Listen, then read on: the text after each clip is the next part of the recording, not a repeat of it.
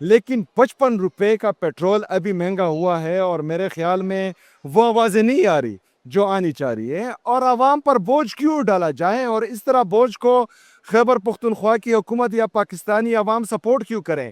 یہ اپنے لیے 12 ارب روپے کے جہاز خریدیں، یہ اپنے لیے شاپنگ کرنے کے لیے جہاز خریدیں، یہ 5300 ارب روپے کی کرپشن کریں، وہ IMF رپورٹ کریں، اس کے بعد جو ہیں باہر جزیرے خریدیں، باہر فلیٹ خریدیں، یہاں سے منی لانڈرنگ کر کے پاکستان کے خون پسینے کی کمائی، اس کا پیسہ ملک سے باہر لے کے جائیں، اور جب ضرورت پڑے تو قربانی عوام سے مانگیں۔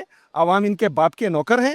بالکل بھی نہیں۔ ہم ایسی کسی بھی سٹیپ کو، ایسے کسی بھی اقدام کو بالکل سپورٹ نہیں کریں گے جس کا بوجھ براہ راست عوام پر آئے۔